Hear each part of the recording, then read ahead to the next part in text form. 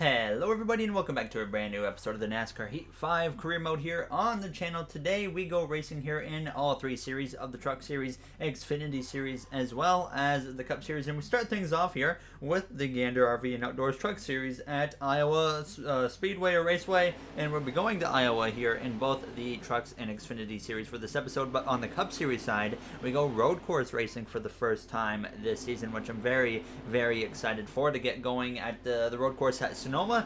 Road course racing definitely something that suits me really well in the NASCAR Heat Series, as well as just any racing games in general. So looking forward to that one. But here we are in the Truck Series where we had Eric Jones back in the truck for us here in Iowa. Unfortunately, we had to start at the back of the field due to our truck having some inspection issues post-qualifying. So not what we were looking for, and unfortunately that put us at the back of the field for the start of this race here in Iowa. But Eric, no stranger to success here at a track like Iowa from the past series. He's raced in trucks as well as Xfinity, and he was working his way forwards pretty well. He got up to the inside, going 4 wide there, up the inside of the 44 of Natalie Decker as he came through turns 1 and turns 2, and just continued to chip away at it. Now as he was making some more 3 wide moves up the inside of Austin Wayne Self, as well as the 3 of Jordan Anderson through turns 1 and 2, and he just kind of continued to move his way forwards there now as he was using the outside lane usually in turns 1 and 2, but then he was using the bottom in 3 and 4. But then we actually got a caution, which created a late race restart here in Iowa. But Eric was now quite a ways up the field. I could not find what brought out the caution, so of course it kind of cut to the restart right there. But Eric now actually up towards a top 10 position as it goes down into turns 3 here, as he would get ahead of that 23, but then actually lose a spot back to him there, as you see 23 now back in front of him as he went down into turns 3 here, going up the inside of the 45 of Ty Majeski as he comes through out of turns 4. A little bit of contact there with Majeski on that right rear quarter panel, but now he makes it 3 wide with Majeski and Crafton down into turns 1, as well as he's going to get up the inside of the 16 of Austin Hill and make the pass on Austin Hill. And then the 26 was putting on a little bit of pressure, but we come through now to the final lap here in Iowa, where that 26 continued to try and put the pressure on the back of Jones, but didn't quite have enough for him. So Eric Jones comes through out of turns 4 to cross the line here to go from the back of the field after post-qualifying inspection issues to finish up inside the top 10 here in the 6th position. So definitely cannot complain about that finish from Eric Jones, as Sheldon Creed was able to pull off the victory here in the M&M's 200 at Iowa Speedway. So a good result for us again in the Truck Series. Eric, surprisingly, is only 9th in the point standings after all these races and the amount of success he's had this season, which is definitely a bit of a surprise. But now we come through to the Xfinity Series here for, once again, Iowa now, as we actually had a bit of a surprise driver in the car. We had Sam Mayer in the car, the most recent Truck Series winner from Bristol Motor Speedway in real life, as well as he won the ARCA race at Bristol Motor Speedway just recently as well. So I decided we're going to actually throw him in our Xfinity Series number 54 car for Joe Gibbs Racing, and he would get underway here about the mid-pack area. Iowa always, like I said in so many times before, a very tough racetrack for us now, and unfortunately in the Xfinity Series we had a lot tougher of a time because, you know, Sam was able to get a qualifying spot and it just wasn't good. You know, Eric Jones in the Truck Series worked his way up inside the top 10, but it was already looking like it wasn't going to happen here in the Xfinity Series for Sam Mayer and his first ever Xfinity Series start here, as it goes down the front straightaway, making some 3 wide moves up the 07 of Ray Black Jr., as well as the 21 of Anthony Alfredo, but then he gets taken 4 wide by our teammate of the 18 of Riley Herbster as it goes down towards turns 3. So that was certainly something that caught him off guard, but he would lose some ground though, but he was able to fight up the inside eventually of the 99 of Josh Bilicki and try to get past him. And then he actually did get past his teammate again of Riley Herbst now as he came through a little bit later again. Herbst had worked his way back through and then got to the inside here of Sam Mayer through turns 1 and 2, and he would actually pass him back on the exit of turns 2. But the outside was really working for Sam because he makes it battle back here on the outside as it go down towards turns 3, but right here is where he lost it all there as it go down into the corner. But now there's actually problems ahead into turns 1. Ryan Sieg into the outside wall goes crashing, and he is all over the track, and he's actually going to come down into the side of Sam Mayer. The caution was already out though, so that does not give damage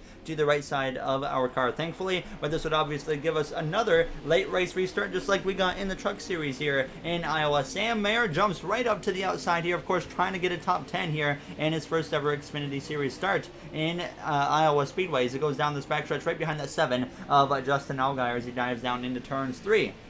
Now, unfortunately, the outside didn't work quite like he was hoping it would here on the exit of turns 4. He did get to the outside of Daniel Hemrick, but we come through now to the late laps of this race, actually approaching the final lap of this race now, as he was actually 3 wide with Chase Briscoe as he goes down towards turns 1. Hemrick was able to work his way in front of this little group of cars as it's 3x3 right here. Now, as Sam Mayer gets into the back of the 1 of Michael Annett here on the final lap, he's going to take a 3 wide again down the back straightaway for the final time into turns 3 here, but now there's actually trouble behind. Tommy Joe Martins goes spinning into the corner, collecting Anthony Alfredo as well as Noah Gregson comes down into traffic. Big hits and up and over. Martins goes and brings out the caution here on the final lap in Iowa Speedway, and the race will end under caution. Sam Mayer comes home in his first Xfinity Series race with an 11th place finish. Now as Austin Cindric picks up the victory, Harrison Burton there in the 2nd position. So a great effort there from Harrison Burton, of course a part of our Joe Gibbs Racing lineup there to get P2, as well as we saw Brandon Jones was up there as well. But now we'll get ready to go green here for the Cup Series. Well, first of course we have qualifying here in the Cup Series at Sonoma Raceway now. So like I said, definitely was looking forward to this race very much, and we come through to start our qualifying lap here. The goal was a 1 minute 34 seconds .882 now. So was I going to be able to beat that? I was confident. Usually at the road courses we can beat our qualifying goals pretty easily. So of course I expect nothing less this time around now as we come through throughout the points of this lap, getting through that little infield entry part pretty well. Coming through now these 2 right-hand corners. Very easy to get loose out of this one here and completely lose the back of the car. You saw me get a little bit loose right there as well. But we come through now through the final hairpin, and we had a pretty decent lap there, getting nearly into the wall there. Might have tagged it just a little bit now as we come through and heading to the line here in Sonoma for a qualifying effort. We get a 1:34.033, so we beat our goal, but only go in the 11th position here for Sonoma Raceway. So hopefully we can work our way forwards and have a chance to potentially get a victory there. As Jimmy Johnson qualifies up inside the top 15. William Byron down in 33rd place. Matt Kenseth in the very bottom of the pack. He was like 39th, so he's definitely got some work to do. But now on the pole here for Sonoma Raceway is going to be Joey Logano. Alright guys, let's go get ourselves a victory today. I love this type of racing, so I really hope that at the end of the day I can bring you guys one. Alright, there you heard the very quick radio transmission from myself as we're ready to go green here for the Toyota Save Mart 350 at Sonoma Raceway. You saw Alex Bowman and Cole Custer starting at the back of the field as Joey Logano gets ready here to start from pole now in Sonoma Raceway now as we're getting ready to go green. Now moving up to the 10th starting position as the green flag is out, and we are underway for the first road course race of the season, and for the first road course race, of course, of our Cup Series career here as we're just in our rookie season as we come through up the hill here in the first few turns now through the right-hander. Definitely looking to get an opportunity here to maybe even win this race today if we can just hang in there now and make the right calls all day long. I've always struggled here at this racetrack. I've blown a lot of races away here in the NASCAR Heat 4 career mode based on strategy calls. We've always ended up getting some type of caution late in the race, and then I always make the wrong strategy call and completely give the race away now. That's definitely happened a few times, but we made up some ground there as we passed Kurt Busch as well as Chris Buescher, or sorry, not Chris Buescher, but Ryan Preece now. But I almost, or I did get a piece of the grass there on the left-hand side, but we dive back up the inside of Kurt Busch through the carousel. Extremely dangerous through this part of the track. Very easy to go full send into that corner, go way too deep and go off the track, as well as it's also very easy to lose grip in that corner now as we come through into this heavy braking zone here, down into second gear, about 50 miles per hour, just about we're down to as we come through the right-hander there. As you see up ahead, Brendan Gaughan, Denny Hamlin, and Ryan Blaney were 3 wide for a moment. Brendan Gaughan, though, up inside the top 10. Whenever do you see this at something other than a play track now as we come through the S's? A lot of slowing up there as Hamlin, Blaney, Gaughan, they were all 3 wide for a moment. Hamlin checked up, Blaney checked up, who got pushed off the course there for a moment by Brendan Gaughan here as we come through the right bend. Kurt Busch trying to put some pressure on myself here as he's within a few car lengths, but we get a great launch there off the exit of that right bend, heading down into the final hairpin here as we come through side by side with Ryan Newman, but he's actually going to be able to get me on the exit of the corner. One thing here at Sonoma, out of that final hairpin, the AI have always been so much faster than me on the exit of that hairpin, and that's something we're going to have to watch out for here today now. So they'll get right back to Ryan Newman now on lap 2 of 5 here in stage 1, but I'm getting very loose there out of that right bend. So that's, like I said, we're going to have to really watch out for grip loss in this race. It's all about just when I get to the throttle now. If I can just manage my throttle control, then I'm not going to have too much of an issue with grip loss on the exit of the corner now as we come through now with just 3 laps to go. Stage 1 and 2, very short here in Sonoma, only 5 or so laps each. And then that third and final stage is like double the length. So quite a lengthy final stage now as once again we run down Ryan Newman here, who runs P7. He's comfortably inside the playoffs right now. He should have absolutely no problem getting in now as we come through out of the carousel, closing in on the back of Ryan Newman. We're going to try and look to the right hand side of him as we go down towards the corner. Here's a chance to get up into 7th place and even get up the inside of Ryan Blaney, and we're going to take over the 6th position here as we come through the right hander. We actually made some contact with Blaney. He goes a little bit off the track, keeps it on track though there as there was no harm done. Just a tiny bit of contact pushed him a little bit wide now, but he would hang on now as we come through with just 2 laps to go here in stage 1. Now trying to run down this next group of cars, that top 5 of Denny Hamlin, who runs right behind Brendan Gaughan, but Eric Almirola at this point was leading the race. Ricky Stenhouse Jr. also up in the mix there, and I believe the 2nd position at this point now as we came through a little bit towards the later stages of lap 4 or 5. We get very loose out of the corner, and now we're going to hand the position away to Ryan Newman there, as I've warned about that in qualifying. Very easy to lose the car out of that corner, and I've given away a win in the career mode back in the NASCAR Heat 4 career mode simply from that corner right there. So we're definitely going to have to be careful with that in this race as we come through the penultimate corner right here. But we come through now to start the final lap of stage 1, and you can see just how much Newman gapped me just because of that final hairpin here in Sonoma. It's certainly so hard to get through there very well now as we come through towards the last half of this lap here in stage 1. Eric Almirola, though, out in front. Someone got into the grass just a little bit here as we come through the S's for the final time now, as it looks like Logano started pole. He drops down to 3rd place here in the first stage now as we come through towards this penultimate corner now. Behind us you see Blaney and Kurt Busch bumper to bumper there, battling it out now as we go down towards this final hairpin. So it's going to be a very easy stage victory for Eric Almirola as we come through this final hairpin, and we're going to exit here to have a relatively decent stage finish here now inside the top 10 now as we come through to cross the line here to complete stage 1 for P7. So we get 4 points there in stage 1. Cannot complain about that at all. As you see, Ryan Blaney, Kurt Busch, P8 and P9, and Ryan Preece rounds out the top 10. So both the JTG Doherty cars actually up inside the top 10 here at the end of stage 1. I don't know if we've seen that at all this season in the game or even in real life now as you see the rest of the order. Quinn Hoff actually a lap down. He had an engine issue, I can confirm, so he was on the pit lane. No pit stop necessary, though, at the end of stage 1, so we would get ready to get right back into the action here for the start of the 2nd stage with Almirola and Stenhouse on the front row now as the green flag is back out. Stage 2 is underway here in the Toyota Save Mart 350 at Sonoma Raceway now as we go down towards these first few corners. Kurt Busch just behind myself. He's actually going to try and force it 3 wide up the right-hand side, but I send it in a little bit deeper to make sure he doesn't do that. Then he gets taken 3 wide now. A little bit of a taste of his own medicine, you could call that now as we get to the back there of our teammate of Denny Hamlin. Now as he's going to have a little bit of smoke come from out under the car, but he keeps control now as we do get to the right hand side of him. More contact there with the 11 car of Denny Hamlin as we dive down into the right hander now as we get right towards that back of now Newman and Logano, both very slow now as we get to the back of Ryan Newman as we look to the right hand side of the 2018 champion of Joey Logano. As we go down into the carousel, we give the bumper to Ryan Newman. He's going to go sideways through the carousel and then gets hit by Joey Logano, and the caution comes out here in Sonoma. That may have been my fault. I'm sorry, guys. Please tell Ryan I'm sorry about that one.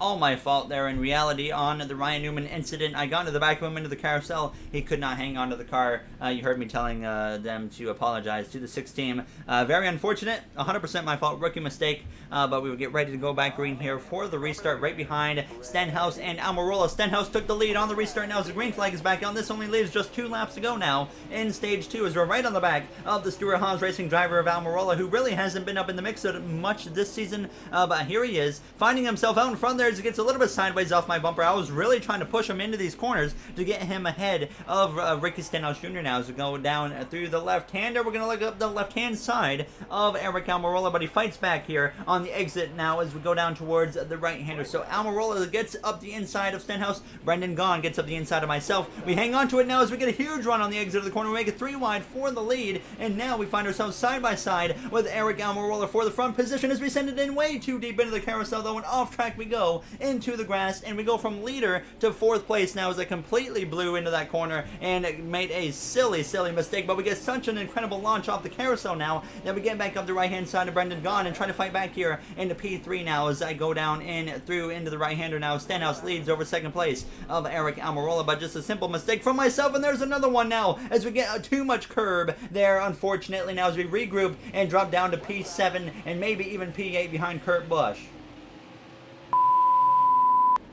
There you heard a very happy radio transmission from myself. I've made that mistake so many times in the past NASCAR game, and unfortunately it strikes here today again in Sonoma. So now we built up the last final lap or so, trying to build up another run to get to these guys, but I struggled so much now here as we come through. Ricky Stenhouse Jr. leading the way on the final lap in stage 2 as he is trying to just drive away from the field now as we come through the right-hander, nearly getting into the back of Kurt Busch, but we get a good launch off the corner, and now we get back up the left-hand side of him, and we're going to at least move back up into P7 here on the final lap in stage 2. But we know that if we can get the track position, we have a car capable of maybe contending for the lead. I think track position very important at a track like Sonoma now as we go down through the penultimate corner here, through this little bend now as we go down towards that final hairpin. Stenhouse already out of that final corner is over 2nd place of Eric Almirola, and Stenhouse is going to swap with Almirola from 2nd last stage to Almirola's 1st. Now Stenhouse wins stage 2, and Almirola comes through to cross the line in 2nd as we're going to come through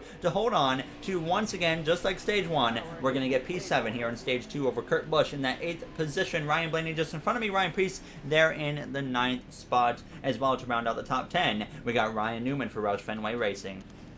So definitely not the end of stage 2 that I had in mind. Definitely a rough stage 2 to say the least. We turned Ryan Newman. He's still got a good run going. And of course we had some issues there. We made a 3-wide move for the lead, and then I just went way too hard into that carousel like a clown. Now as we get ready though to go green for the 3rd and final stage, where I did gain 1 position on the pit lane to go up to P6 now as we are underway for the 3rd and final stage here in Sonoma Raceway. Stenhouse, Almirola so far have been the class of the field. Can they continue it now as we go into the corner now? Already getting into the back of Brendan Gaughan here as we come through the right hand, and definitely want to be aggressive now as I definitely got a taste of that lead, and now I really want to be up there in the mix as we go up the right hand side of our teammate Denny Hamlin, who battles up the left hand side now of Brendan Gaughan, as I'm trying to be aggressive here but trying to not turn anyone as I nearly turn myself now as Almirola and Stenhouse are still side by side. But now Almirola is going to get the position. I run into the back of Hamlin, get him sideways, a bit of a bump and run on our teammate of Hamlin because now we get past him for P4, and maybe we can lunge up the inside of Brendan Gaughan, but actually go a little bit safe into here, considering the last time I went for that lead, I completely blew through the corner. But Stenhouse gets up the inside now of Eric Almirola on the exit of the carousel. I'm going to look over to the left-hand side of Brendan Gaughan. We're going to be 2 by 2 going down towards this slow right-hander now as Stenhouse has the advantage into the corner, but Almirola fights back. They make almost contact as they go down towards the corner. They go a little bit wide there, Stenhouse does, and now we are right on the back of him, but I couldn't quite make a move there. I did not quite get the exit of the corner I was looking for, but I do clear Brendan Gaughan into the S's, and now we're trying to put the pressure on the back of Stenhouse, who clearly is proving he has the fastest car here today at Sonoma Raceway, which you really don't expect to see, to say the least, now as we come through the penultimate corner. So Stenhouse though runs Eric Almirola down without a single issue now, as it was very evident that he was the fastest car here in the field, and I was really hoping Almirola was going to hold him up for as long as possible. Now as we come through now on lap 18, 13 laps to go here in Sonoma. Sounds very little, of course that is quite a bit of time here at this road course now, and as we came through now into the right-hander, Stenhouse gets into the side of Almirola. They make contact, and then they both go wide now on the exit of the corner. We're going to get right up into the mix, make it 3 wide for a moment almost, as we go past Almirola now to the left-hand side of Stenhouse. We go a little bit deep. They're trying to clear him nearly into the grass. We do get a piece of it. Now Almirola fights back on the left side. He got past Stenhouse, and now Stenhouse finds himself in P3 as we come through side by side with Almirola. None of us giving an inch as we go down through the penultimate corner. We get the bumper from Stenhouse into Almirola. Contact was made, but we all keep it straight now, as I was certainly letting Stenhouse know I wasn't a huge fan of that bump, and we send him actually to the inside of Almirola. So myself trying to move Stenhouse actually gives him the lead here in Sonoma now, as Almirola tries to fight back side by side for that lead position as we get once again back into the mix here with 12 laps to go now as we dive it down into these first few corners. But what a battle that just was for the lead. Now, as after stage 2 started, this has been a very chaotic race. Now we go down towards the carousel on lap 19. I I send it up the left-hand side of Eric Almirola, and now we're going to fight our way back up into P2. So now that we've gotten second position, the sights are set on the back of Ricky Stenhouse Jr. Can we run down Stenhouse? Well, unfortunately, at the end of that lap, it was now a 1.8 second gap, which was concerning me. And then you see some mistakes being made from myself on that same curb, same corner, so many times. We come through to the end of the next lap, we nearly lost 2 whole seconds to the leader of Ricky Stenhouse Jr., which was extremely concerning because other than that one mistake, it wasn't a terrible lap. Then the next lap, we nearly lose another whole second. So clearly, Stenhouse is just destroying everybody. And then the caution actually comes out, though, with 9 laps to go here in Sonoma. So now, this brings a whole new dynamic. What do we do? I was talking about this earlier in the video. I've messed myself up with strategy before with taking no tires. I went back to NASCAR Heat 4 footage to make the strategy call for this situation right here, and I decided, I realized no tires was the wrong call, but I couldn't figure out if I do 2 tires or do I do 4 tires. I decided to do 4 tires, and you see the result. We lose 24 positions and drop down to P26, and I was going to do 2 tires, but I looked at the left side tires and they were like more worn than the right side, so I didn't seem to think it would make sense to do right side tires when the left ones were actually just as worn, or if not more. So I put 4 tires on the car and we pay the price. Not happy at all. I was actually pretty aggravated with the game at this point, or not with the game, just with myself, with the strategy mishap. And now, of course, I was not going to wait for anybody. I decided we're going to be as aggressive as possible here to try and get through the field as we come through through this hill part section, as we come through up the inside of Daniel Suarez. Now let's go down towards right-hander. We're going to get into the back there of Joey Logano. Nearly sent him spinning. I was not waiting for anyone. We shoved the 13 off the track. Now all of a sudden we're up into P11 here as we come through towards the carousel, now trying to get up the inside of Ryan Blaney as well. I know it's not looking clean right now, guys, but I really don't care at this moment. Now up, though, into P9 there. If you heard the radio transmission, I was, like I said, aggravated with what just happened with the strategy call and just how this race has gone for myself in general. Now, as we send it up the inside, we go way too deep into the corner, into the side of the 37 of Priest. He goes sideways. He hangs onto it. We're 3 wide. LaJoy goes wide into the side of me. Then we get slammed by Priest. Into the side of Newman we go, and we're still 3 wide in the middle, going down towards the S's now as we clear LaJoy, and we make contact with Ryan Newman for like the 30th time here. Now, as we come through out of that corner, Newman takes a spot back. LaJoy gets past me. We're down to P8, but now towards the hairpin, I would be able to get back up the inside of LaJoy and pass him. But after that whole mess right there, it was pretty evident that our chances of winning just got completely diminished now, as if they were already not diminished after that strategy mishap. Now, as I'm trying to run down Ryan Newman, though, within the final laps of this race, there's only 4 laps to go. He goes up the inside of the 62. I make contact right on his right rear. Another driver I've run into, or at least the same driver as he goes wide, but we've run into him so many times now, as I know I was being so aggressive at this point, driving so, I guess, dirty at points now as we come through, running down Brendan Gaughan. We get past him here with 3 laps to go. We have climbed ourselves back into the top 5. At this time, I'm hoping that the caution was going to come out, but you see what happened there. The car got up on 2 wheels, and of course, I can't drive a car when it's on 2 wheels, so we just slide off the track, and now we have to recover again. I get right into the back of Ryan Newman there as we come through out of the carousel. I was so aggravated at this point in the race now as we come through up the inside, and I could tell the more frustrated I was, well, the more mistakes that I was making now as we come through out of the right-hander, and more mistakes come in right there.